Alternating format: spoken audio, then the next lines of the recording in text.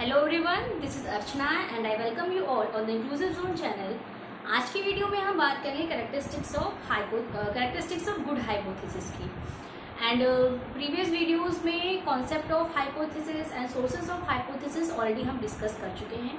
Hypothesis का part आपके paper 1 research and teaching aptitude के लिए इम्पॉर्टेंट है ही, साथ ही साथ जो वेरियस सब्जेक्ट्स हैं जिनमें रिसर्च पूछी जाती है उनके लिए भी इम्पॉर्टेंट है। तो चलिए देखते हैं और पता करते हैं कि एक गुड हाइपोथेसिस की क्या कैरेक्टरिस्टिक्स हैं, हाइपोथेसिस हमारी कैसी होनी चाहिए। तो सबसे पहला पॉइंट आपका दिख रहा है टेस्टेबल। हाइपोथेसिस आपकी हमेशा टेस्टेबल होनी चाहिए। रिसर्चर कभी ऐसी हाइपोथेसिस नहीं बनाता है जिसको आप टेस्ट ना कर सके। अगर जो आपकी हाइपोथेसिस टेस्टेबल नहीं है तो वो आपकी हाइपोथेसिस अच्छी हाइपोथेसिस नहीं कहलाएगी, क्योंकि अल्टीमेटली जब हम बात करते हैं रिसर्च की, और रिसर्च में जो हमारा नींव है वो हाइपोथेसिस की होती है। हाइपोथेसिस के बेसिस पे ही हम अपनी रिजल्ट्स को मतलब जो भी हमारा रिजल्ट आता है, रिजल्ट के बेसिस पे जो हमने परिकल्पना बनाई है उसको रिजेक्ट और एक्सेप्ट करते हैं। देन हम अपने आगे का काम शुरू करते हैं। जैसे सोर्सेज, जब हमने बात की थी सोर्सेज ऑफ हाइपोथेसिस की या हाइपोथेसिस की, तो हमने वहाँ पे बात की थी कि हाइपोथेसिस कैसे हमारा एक बॉडी बिल्डिंग का काम करता है रिसर्च को आगे बढ़ाने के लिए। इसीलिए आपकी जो हाइपोथेसिस है वो टेस्टेबल होनी चाहिए। देन नेक्स्ट पॉइंट है लॉजिकल। हाइपोथेसिस आपकी लॉजिकल भी होनी चाहिए। हमने बात की थी हाइपोथेसिस क्या है? Hypothesis is a tentative solution of the problem, है ना। Hypothesis a conjectural statement. तो ये क्या है? Hypothesis is a intellectual guess. तो इंटेलेक्चुअल गेस का मतलब ही क्या है कि ऐसी हाइपोथेसिस जिसमें कोई लॉजिक हो। बिना लॉजिक के हाइपोथेसिस नहीं होनी चाहिए। इसीलिए इसकी एक कैरेक्टरिस्टिक ये भी है कि हाइपोथेसिस आपकी हमेशा टेस्टेबल होनी चाहिए, लॉजिकल होनी चाहिए। देन है स्पेसिफिक एंड क्लियर। हाइपोथेसिस हमेशा स्पेसिफिक एंड क्लियर होनी चाहिए। स्पेसिफिक का मतलब उसमें वेगनेस नहीं होनी चाहिए। हमेशा हाइपोथेसिस आपकी बिल्कुल स्पष्ट होनी चाहिए, पढ़ते ही समझ में आ जाए कि आप अपनी रिसर्च में क्या करने जा रहे हैं। तो हाइपोथेसिस हमेशा स्पेसिफिक और क्लियर होनी चाहिए। देन है आपका सिंपल एंड अंडरस्टैंडेबल। हमेशा सिंपल होनी चाहिए और ऐसी होनी चाहिए जिससे चाहे एक रिसर्चर पढ़े, चाहे उस थीसिस को या उस रिसर्च को कोई और एक कॉमन पीपल पढ़े, उसको समझ में आ जाए कि इस टॉपिक के अंदर रिसर्चर ने क्या किया है, उसकी फाइंडिंग्स किस तरफ जाएंगी। तो हाइपोथेसिस आपकी सिंपल होनी चाहिए, अंडरस्टैंडेबल होनी चाहिए। देन है present tense. Most important point कि जब भी आप हाइपोथेसिस की फ्रेमिंग करें तो हाइपोथेसिस हमेशा प्रेजेंट टेंस में बनती है। हाइपोथेसिस कभी फ्यूचर टेंस में या पास्ट टेंस में फ्रेम नहीं होती है। तो ये पॉइंट भी आपको याद रखना है, बिकॉज बहुत सारे रिसर्चर ऐसे होते हैं जो ये मिस्टेक्स करते हैं कि जब वो अपनी हाइपोथेसिस फ्रेम करते हैं तो उसको ले जाते हैं फ्यूचर टेंस में। तो फ्यूचर टेंस में हाइपोथेसिस कभी नहीं बनती है। हाइपोथेसिस हमेशा प्रेजेंट टेंस में ही फॉर्मुलेट की जाती है। देन है रिलेटेड टू रिसर्च प्रॉब्लम। जो भी आपका रिसर्च प्रॉब्लम है, जो आपका रिसर्च टॉपिक है, रिसर्च टॉपिक से ही रिलेटेड आपकी हाइपोथेसिस होनी चाहिए। ऐसा ना हो कि आपका टॉपिक कुछ और कह रहा है और आपकी हाइपोथेसिस कुछ और कह रही है, ऐसा नहीं होना चाहिए। तो हाइपोथेसिस हमेशा आपके रिसर्च प्रॉब्लम से रिलेटेड ही होनी चाहिए। देन है state relationship between variables. Hypothesis हमेशा क्या करती है? वेरिएबल्स के बीच में रिलेशनशिप बताने की कोशिश करती है। तो हाइपोथेसिस ऐसी होनी चाहिए जो आपके वेरिएबल्स के बीच में रिलेशनशिप बताए। देन है शुड बी प्रूव्ड और डिसप्रूव्ड बाय द रिसर्चर। जैसे कि जो हमारा फर्स्ट पॉइंट है वो टेस्टेबल का पॉइंट है, वही पॉइंट ये भी कह रहा है कि आपकी हाइपोथेसिस ऐसी होनी चाहिए जिसको रिसर्चर रिजेक्ट कर सके या एक्सेप्ट कर सके, उसको प्रूव कर सके या डिसप्रूव कर सके। तो ये आपकी हैं characteristics of good hypothesis. Characteristics से आपका डायरेक्ट क्वेश्चन पेपर में आता है, तो ये इन कैरेक्टरिस्टिक्स को आप लर्न कर लीजिए, क्योंकि मोस्ट इंपॉर्टेंट है, डायरेक्ट क्वेश्चन है, कोई एप्लीकेशन बेस्ड क्वेश्चन नहीं है। तो इस डायरेक्ट क्वेश्चन आपसे गलत नहीं होने चाहिए। तो पहला क्या है? हाइपोथेसिस हमेशा टेस्टेबल होनी चाहिए, लॉजिकल होनी चाहिए, स्पेसिफिक एंड क्लियर होनी चाहिए, सिंपल एंड अंडरस्टैंडेबल होनी चाहिए, हाइपोथेसिस हमेशा प्रेजेंट टेंस में ही बननी चाहिए। अब ये जो आपका ये तो कैरेक्टरिस्टिक में आता ही आता है, साथ में ये जो छोटे छोटे क्वेश्चंस होते हैं ये आपके इंटरव्यूज में, है ना, आपके पीएचडी एंट्रेंस एग्जाम्स में इस तरीके के क्वेश्चंस पूछे जाते हैं। तो इन टर्म्स को या ऐसी चीज़ों को आप कहीं नोट कर लीजिए ताकि आपको ये फ्यूचर में बेनिफिट करे, है ना। तो हाइपोथेसिस आपकी प्रेजेंट टेंस में होनी चाहिए, रिसर्च प्रॉब्लम से रिलेटेड होनी चाहिए, है ना, वेरिएबल्स के बीच में रिलेशनशिप इस्टेब्लिश करने वाली होनी चाहिए, ऐसी हाइपोथेसिस होनी चाहिए जिसको रिसर्चर प्रूव या डिस्प्रूव कर सके।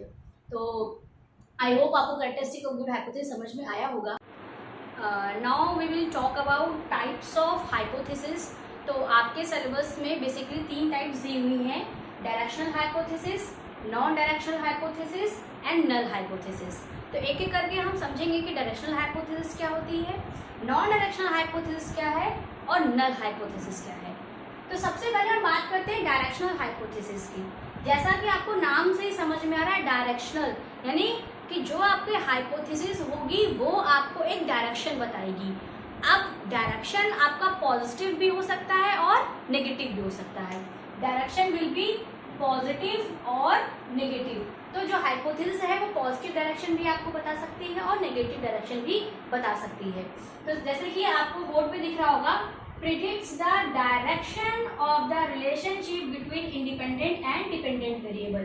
यानी जो आपकी डायरेक्शनल हाइपोथेसिस है वो इंडिपेंडेंट एंड डिपेंडेंट वेरिएबल के बीच में रिलेशनशिप का डायरेक्शन बताती है आपकी डायरेक्शनल हाइपोथेसिस। फॉर एग्जाम्पल, जैसे मैंने एग्जाम्पल के बोर्ड पे लिखा हुआ है कि the mean scores of achievement in maths of male students are significantly higher than mean scores of achievement in maths of female students। यानी कि ये जो हाइपोथेसिस है, इस हाइपोथेसिस में डायरेक्टली आपको यहाँ पे बोला गया हायर देन। तो हायर क्या है, यहाँ पे एक डायरेक्शन बता दिया गया कि जो आपके मीन स्कोर्स हैं अचीवमेंट के मेल स्टूडेंट्स के, वो हायर है in comparison to female students. तो यहाँ पे जो हायर वर्ड है it indicates the direction of the hypothesis. तो ये आपकी क्या होगी, डायरेक्शनल हाइपोथेसिस होगी। यहाँ पे जो हायर लिखा हुआ है यहाँ पे लोअर भी हो सकता था, पॉजिटिव भी हो सकता था, नेगेटिव भी हो सकता था। तो इस तरीके से आपकी डायरेक्शनल हाइपोथेसिस बनती है। एक पॉइंट और याद रखने वाली बात है, जब हम बात करते हैं डायरेक्शनल हाइपोथेसिस की, तो डायरेक्शनल हाइपोथेसिस हम तभी बनाते हैं जब सपोज कि कोई टॉपिक है, सपोज टॉपिक है हम मेंटली रिटार्डेड बच्चों पे रिसर्च करना चाहते हैं। तो जो भी मेंटली रिटार्डेड बच्चों से रिलेटेड जो वेरिएबल्स होंगे, सपोज नॉन वर्बल कम्युनिकेशन पे रिसर्च है with aspect of mentally retarded children. तो इस एस्पेक्ट पे नॉन वर्बल कम्युनिकेशन से रिलेटेड मेंटली रिटार्डेड बच्चों के लिए अगर बहुत सारी रिसर्चेस हो चुकी होंगी, मैनी रिसर्चेस अगर जो हो चुकी होंगी, तो उनके बेसिस पे हम डायरेक्शनल हाइपोथेसिस बनाते हैं। तो डायरेक्शनल हाइपोथेसिस हम तभी बनाएंगे जब उस टॉपिक से रिलेटेड बहुत या उस वेरिएबल से रिलेटेड बहुत सारी रिसर्चेस ऑलरेडी हो चुकी होंगी, तभी हम डायरेक्शनल हाइपोथेसिस बनाएंगे, वरना हम डायरेक्शनल हाइपोथेसिस नहीं बनाते हैं। तो डायरेक्शनल हाइपोथेसिस आपकी हाइपोथेसिस को डायरेक्शन प्रोवाइड करती है। अब वो डायरेक्शन पॉजिटिव भी हो सकता है और नेगेटिव भी हो सकता है, तो वो होती है आपकी डायरेक्शनल हाइपोथेसिस।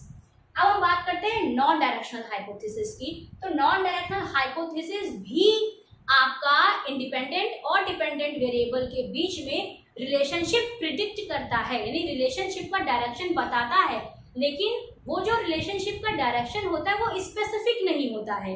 जैसे कि जब हमने बात की डायरेक्शनल हाइपोथेसिस की, तो डायरेक्शनल हाइपोथेसिस में हमने हायर देन एक स्पेसिफिक बता दिया कि कितना हायर है, but in non directional hypothesis में रिलेशनशिप का डायरेक्शन तो बताती है नॉन डायरेक्शनल हाइपोथेसिस, लेकिन कोई स्पेसिफिक डायरेक्शन नहीं बताती है कि हायर है कि लोअर है। ठीक है, तो ये होती है आपकी non directional hypothesis. No specific relationship, कोई स्पेसिफिक रिलेशनशिप नहीं बताती है। याद रखिएगा, रिलेशनशिप तो बताती है लेकिन कोई स्पेसिफिक रिलेशनशिप नहीं बताती है। फॉर एग्जाम्पल, जैसे एक हाइपोथेसिस यहाँ पे बनी हुई है teacher student relationship influence students learning, यानी कि टीचर और स्टूडेंट का जो रिलेशनशिप है वो स्टूडेंट की लर्निंग को इफेक्ट करता है। लेकिन कितना इफेक्ट करता है, क्या इफेक्ट करता है, उनके बीच में क्या रिलेशनशिप है, ये स्पेसिफिक नहीं बताया गया। तो ये क्या है, नॉन डायरेक्शनल हाइपोथेसिस है। देन हम बात करते हैं नल हाइपोथेसिस की। तो नल हाइपोथेसिस आपकी बताती है नो रिलेशनशिप एग्जिस्ट, यानी कोई रिलेशनशिप एग्जिस्ट नहीं है। सपोज अगर जो मैं यहाँ पे बोल दूं कि there is no significant relationship between the teacher and student relationship, तो ये क्या होगी, आपकी नल हाइपोथेसिस होगी। तो नल हाइपोथेसिस आपकी बताती है नो रिलेशनशिप एग्जिस्ट। तो नल हाइपोथेसिस हम कब फ्रेम करेंगे, जब किसी टॉपिक से रिलेटेड या वेरिएबल से रिलेटेड बहुत कम रिसर्चेस हुई हो, फ्यू रिसर्चेस हुई होती हैं जब, या तो फिर कोई रिसर्च ना हुई हो या बहुत कम रिसर्चेस हुई हो, तब हम नल हाइपोथेसिस बनाते हैं। जब बहुत सारी रिसर्चेस हो चुकी होती हैं तब हम डायरेक्शनल हाइपोथेसिस बनाते हैं। तो ये पॉइंट आप याद रखिएगा, क्योंकि ये पॉइंट आपको किसी बुक में नहीं मिलेंगे पढ़ने के लिए। तो ये छोटे छोटे पॉइंट्स हैं, तो छोटे छोटे पॉइंट्स ही आपको कॉम्पिटिटिव एग्जाम्स में हेल्प करते हैं, क्योंकि ये क्वेश्चन एप्लीकेशन बेस्ड मोड के होते हैं और फ्रीक्वेंटली कोई ऐसे क्वेश्चन डिस्कस नहीं करता है। तो जो मैंने बोला है उन पॉइंट्स को आप अपने पास कहीं नोट कर लीजिए, क्योंकि वो बहुत इंपॉर्टेंट पॉइंट है। तो ये हो गया आपका टाइप्स ऑफ हाइपोथेसिस। एक बात और है कि जब हम बनाते हैं डायरेक्शनल हाइपोथेसिस, तो डायरेक्शनल हाइपोथेसिस आपकी डायरेक्शन बताती है। अब ये डायरेक्शन चाहे पॉजिटिव बताए और चाहे नेगेटिव बताए, डायरेक्शन तो एक ही बताएगी, एक टाइम पे एक डायरेक्शन बताएगी। तो जब हम बात करते हैं डायरेक्शनल हाइपोथेसिस की, तो वहां पे हम वन टेल टेस्ट का इस्तेमाल करते हैं। डायरेक्शनल हाइपोथेसिस में वन टेल टेस्ट का यूज होता है, ये पॉइंट भी आप याद रखिएगा, वन टेल टेस्ट का यूज हम करते हैं। और जब हम बात करते हैं नल हाइपोथेसिस की, क्योंकि नल हाइपोथेसिस आपकी कोई रिलेशनशिप बताती ही नहीं है, तो वो आपका वन टेल्ड भी हो सकता है, आपका टू टेल्ड भी हो मतलब जो आपकी नल हाइपोथेसिस है वो कोई डायरेक्शन नहीं बताती है। तो जब हम बात करते हैं नल हाइपोथेसिस की, तो वहां पे हम टू टेल टेस्ट का यूज करते हैं। Use two tail test. तो ये आप याद रखिएगा कि वन टेल टेस्ट हम यूज करते हैं डायरेक्शनल हाइपोथेसिस में एंड टू टेल टेस्ट का यूज करते हैं हम नल हाइपोथेसिस में। जो आपका वन टेल टेस्ट है या टू टेल टेस्ट है, ये मतलब कि इसकी एक टेबल होती है, टेबल में नंबर्स दिए होते हैं, मतलब कुछ वैल्यूज दी होती है, उन वैल्यूज के बेसिस पे ही हम मतलब कैलकुलेशन करते हैं। तो इसलिए ये पॉइंट्स आप बस इतना याद रखिए कि जब हम बात करते हैं डायरेक्शनल हाइपोथेसिस की, तो वहाँ पे हम वन टेल टेस्ट का इस्तेमाल करते हैं। जब हम बात करते हैं नल हाइपोथेसिस की, तो वहाँ पे हम टू टेल टेस्ट का इस्तेमाल करते हैं। दूसरा, डायरेक्शनल हाइपोथेसिस आपकी डायरेक्शन बताती है, वो डायरेक्शन चाहे नेगेटिव हो या पॉजिटिव हो। नॉन डायरेक्शनल हाइपोथेसिस भी आपकी रिलेशनशिप बताती है इंडिपेंडेंट एंड डिपेंडेंट वेरिएबल के बीच में, बट कोई स्पेसिफिक डायरेक्शन नहीं बताती है ना, कोई स्पेसिफिक रिलेशनशिप नहीं बताती, इसलिए उसको नॉन डायरेक्शनल की कैटेगरी में रखा जाता है। और जो आपकी नल हाइपोथेसिस है, नल हाइपोथेसिस कोई भी रिलेशनशिप नहीं बताती, नो, वो सीधे बताती है no relationship exist, there is no significant relationship between adjustment and emotional intelligence of orphan and non orphan children. तो ये क्या होगी, आपकी नल हाइपोथेसिस होगी।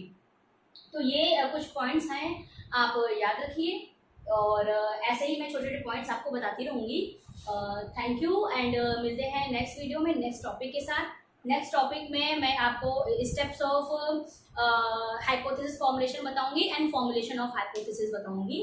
तो थैंक यू, मिलते हैं नेक्स्ट वीडियो में नेक्स्ट टॉपिक के साथ।